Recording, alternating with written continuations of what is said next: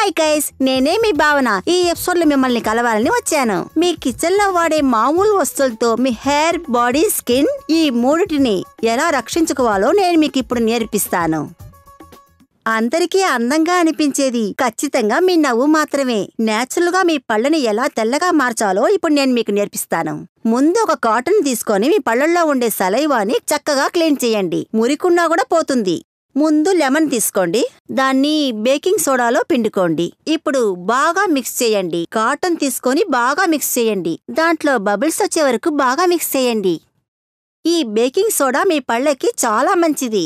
మీ పళ్ళేవైనా రంగు మారుంటే వాటిని మళ్ళీ తెల్లగా మారుస్తుంది. మీ స్టిప్ జెల్ లాంటివి ఉపయోగించాల్సిన అవసరం లేదు. ఒక కాటన్ స్వబ్ ని తీసుకొని దీంట్లో డిప్ చేయండి. మీ పళ్ళల్లో దీన్ని బాగా అప్లై చేయండి.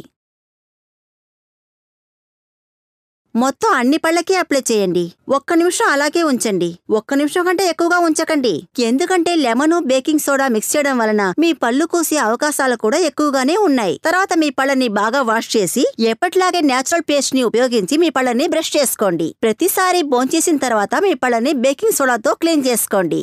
అది మీ పళ్ళకి చాలా మంచిది. ఇప్పుడు చూసారా నా నవ్వు ఎంత బ్యూటిఫుల్ గా ఉందో అని? మీ పళ్ళు ఎప్పుడు ఇలాగే అందంగా ఉండాలని మీరు అనుకుంటున్నారా? ఇంకా 2-3 వారాలకి మీరు దీన్ని ఉపయోగించాలి. ఎందుకంటే దీన్ని అధికంగా ఉపయోగించడం మీ పళ్ళకి అంత మంచిది కాదు. ఎందుకు చెప్తున్నానంటే దీన్ని మీరు తరచూ ఉపయోగించారంటే మీ పళ్ళల్లో ఉండే ఎనామల్ పోతుంది. ముఖ్యమైన విషయం, మీరు ఇలా చేసిన తర్వాత ఒక విషయాన్ని మర్చిపోవద్దు. ఎప్పుడు నవ్వుతూ ఉండండి. ఇది మీకు చాలా ఉపయోగం అనుకుంటాను.